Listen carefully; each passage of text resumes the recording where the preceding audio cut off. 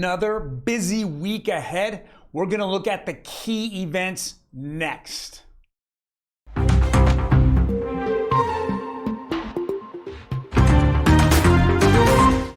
Yes, we're going to go over that.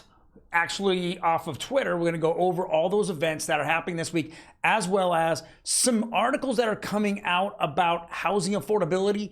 And I'm going to go over the article last week, and I know a lot of people continue to talk about it and continue to talk about how the housing market's going to collapse. But I'm going to show you once again and once and for all that this market is not in that environment right now. And in fact, it's not in that environment anytime in the near future. All next on Real Estate Daily. Welcome everyone. My name is Troy, and every day we go over the latest news in real estate, housing, and the mortgage market. Now, before we jump into it, do me a favor, hit that like button. Boom, boom. It really helps out my channel, and we want it to grow. Why? Because I'm going to give you the real news on a Monday through Friday, a weekday, every weekday I'm going to do this. And why do I want to do it? Because I want you informed. Whether you own a home or you do not own a home, you at least know where you're at in real estate. I will say this much: real estate will transform your life and your legacy. If you do not own a home, what happens? Well, when you pass on, what are you passing on to your kids or your relatives or your close ones? Well, you pass on a lot less than if you had a house. And at least if with a house, you can actually have them live in it and they can enjoy the benefits of that. But until then, there's just not enough housing for people out there, and more people are living in houses. So the amount of occupants in a house keeps going up. And if that person somewhere down the line sells that house and does not buy another house, well, occupancy continues to go up. On top of that, we have a lot of people coming over, immigration, and we're just not having the housing out there. And that's why you see the amount of homelessness that are just plaguing our cities, especially in California, who have no answer for it. So let's jump in. What is this week's agenda look like? Well, let me go over here. It says, this is from the Kobesi letter off of X, which is formerly Twitter. And every week they put this out. I would definitely give them a follow. It's called the Kobesi letter. It's right up here on top. It says key events this week. July CPI inflation data is Thursday. Jobless claims data is on Thursday. So Thursday is going to be a really big day. I expect CPI inflation to go down slightly, but if you're in Southern California or you're in the United States right now, you know that the blue team in Washington, D.C. has no answer for our fuel and our energy consumption, and we're seeing that gas prices at the pump keep going up. So I don't know how that's going to be sustainable. I mean, obviously they like to adjust the numbers or jack the numbers or rug the numbers, whatever you want to call it. Those numbers come up. But the closer we get to the next election, the closer those numbers are adjusted.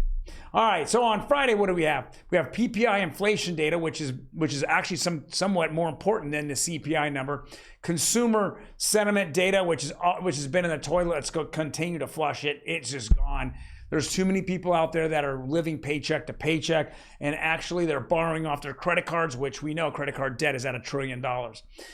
Total of 3 Fed members speak. They have nothing to speak about. I don't even listen to them. They're all noise.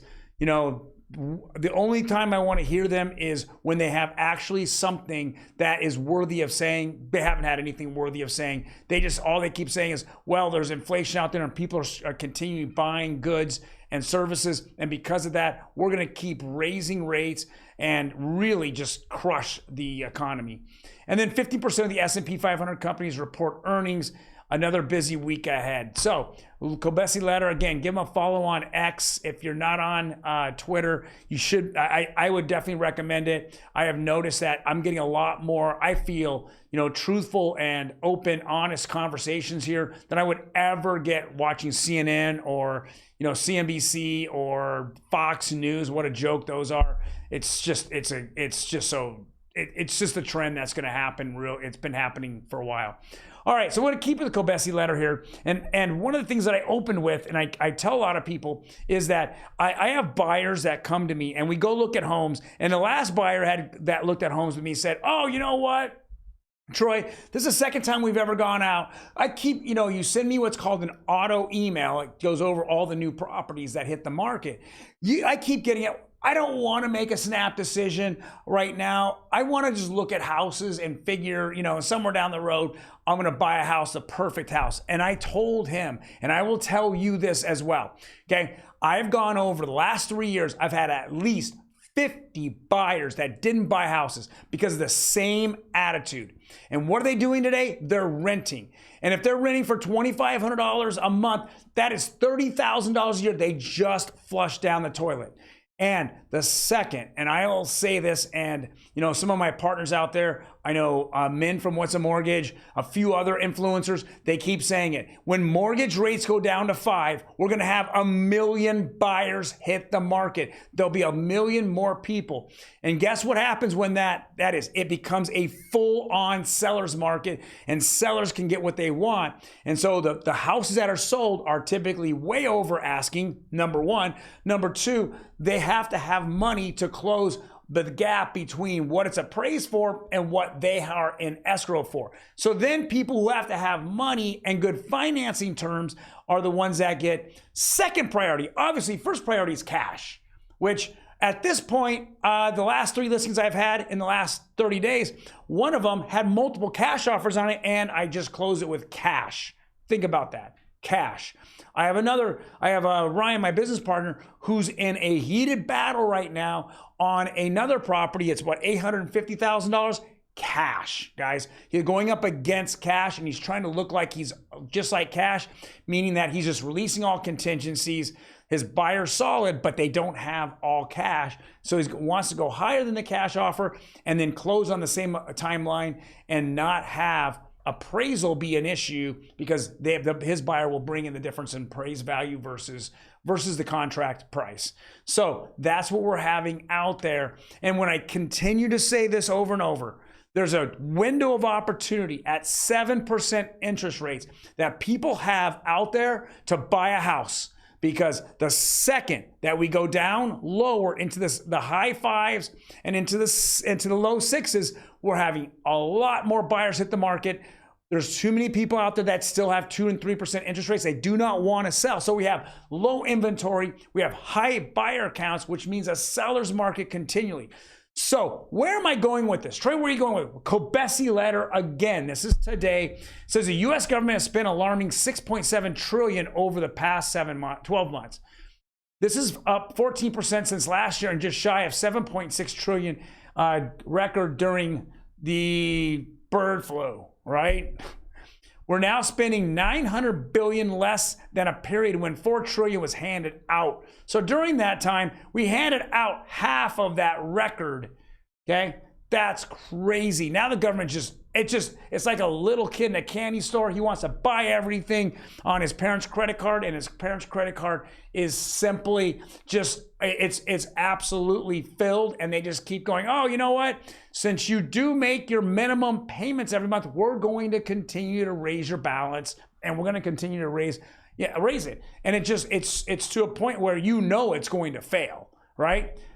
The worst part, over the last 12 months, U.S. deficits went up $1.4 trillion. That's up $1 trillion compared to last year. Simply put, this is unsustainable. And then he goes into, wow, where are we at? I mean, craziness. This is absolutely craziness. And when I say this in all sincerity, I'm saying it because we're going to be in inflationary times. And inflationary times means that cost of goods goes up, cost of service goes up, and guess what else goes up, guys? Houses. So when people talk out there about, well, there's not enough money that people are making. So if we look at the indexes that show how much salaries are and what people are making hourly, they keep saying, well, it's kind of steady. It's saying right there. Well, I say BS, and I'm calling BS. Why? I'm saying that the higher end tech speculative jobs are going and gone. Look at Silicon Valley, what a trash hole San Francisco is. And Silicon Valley is just turned into a ghost town. Why? Because they were all speculative money that was being thrown out there. And you have to have a product that actually makes money. That's what Amazon was born from. That's what Google was born out of. It wasn't born out of a market where cash was flush, like when the Fed was printing money. It wasn't quantitative easing. It was made out of bad markets. And that's why, because they had to immediately figure out how to make money right away. Otherwise, they wouldn't be in business. And since that point, okay, we continue to see that all those high-tech jobs are gone. So when we look at salaries, right, the salaries are just basically inching up, if not inching down. Why? Because the higher-end jobs are gone. But the lower-end jobs keep gaining momentum up. And that is where we're not seeing the average salary go up that much, is because the higher-end jobs are gone. Okay? With that being said, I'm going to kind of circle back all the way around. Okay? We're going to see the housing market continue to be strong. 2 and 3% interest rates are that people have on their homes are anti-inflationary. Think about it, okay? Anti-inflationary. People who own a home have possible generational wealth. At least what they have is they have retirement funds, okay? If they can hand down a significant portion to their children or loved ones, then those people can hopefully make good decisions and get into houses themselves if they don't already own a house. If you give up your house, the chances are, or if you don't buy a house, and this is what I continue to say, of the 50 people and the hundreds of thousands of people that sat on the sidelines giving excuse after they're paying their rent that keeps going up year over year, right? There are going to be poverty. And that's where people talk about it all the time. Go on YouTube, go on X or Twitter, and you see the separation of the middle class. It's the haves and have-not. I have a home, okay? Well, I have a home and I don't have a home. And what's happening? Their monthly payments are steady. And as every day goes by, as inflation continues to go up, it doesn't matter. They are less inflationary households, okay? The ones that have rent, that don't own a home, they are sinking into the abyss and they're getting torn apart straight down. And it's very easy to see. Let's go look at this. Next one, Fox Business News, U.S. housing affordability at all-time low. Well, yes. Well, there's not enough people out there. There's not enough houses out there. So the affordability in the United States keeps again, like I said, gets ripped apart. People who have money are buying homes. There's just not enough homes to buy. So whether affordability be at all-time low is because the government is ripping the middle class apart and the have-nots are sinking into the abyss. Let's go over the next article. And I'm going to repeat this over last Friday. Home prices hit record highs in 60% of U.S. markets. Guys, if you don't believe me, here it is again.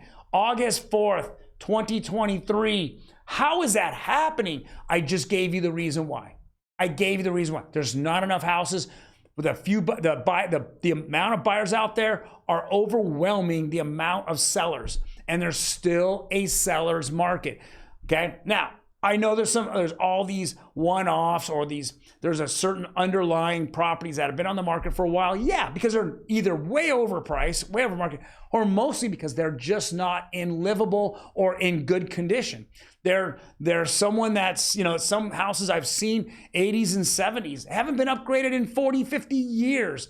Well, today's generation, a lot of millennials don't want to take on that project. They don't. Because what do? You buy a house, you don't want to live in it, you're going to have a construction zone in your house for 3 or 4 months, and then it doesn't make any sense, okay? Makes zero sense. Yeah. I will say this again. If you have an opportunity to buy a house and you are not smart enough to buy it because you give yourself excuses, okay? You have a chance of affecting the wealth of yourself, your family, and the family's future and your kids' future.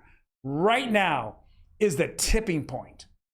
It's a tipping point. If the federal government is going to spend out of control money, okay, and sooner or later your wages are going to increase, but it won't make a difference.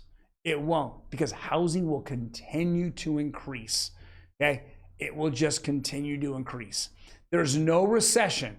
The only recessions that housing markets crashed in are ones that the housing market caused, okay? Typically, every fourth recession is a housing market crash. And it wasn't even a housing market crash. It was a a mortgage crash. They lent to everybody. It didn't matter. Liar loans were everywhere. Those all been sewn up. So all the next crashes are going to be federal government or Fed, okay, caused. That's what they're doing. All right, so let's jump into the interest rates here. All right, so last Friday, what did we see? Again, we're just going to see conventional continue to go up. Doesn't make any sense, but it doesn't backed by the government. So the more of the public and private companies like Rocket Mortgage, UWM, which handles United Wholesale Mortgage, which handles a lot of brokers, keep seeing this going up. Guys, if you're out there looking for a house, you should be talking to credit unions. There isn't any question. If you've made it this far, that is the keyword, credit unions. Okay, if you're not looking in credit unions, please tell me why. Okay, don't just say, oh, well, because the teacher's credit union won't let me because I'm not a teacher. There are other credit unions out there. Go figure it out. FHA, look at Jumbo. Jumbo is a complete mess. Like I said before, if you're not going and shopping your Jumbo rate or shopping your mortgage professional, this can kill you every day. This will jump up and down 20, 30, 40 basis points, up, down, up, down, up, down. So look at this. Here it is right here. Here on the charts. Let's go show the charts. Look at this. If I were to lock that day, I lost the next day, the next day, the next day, the next day.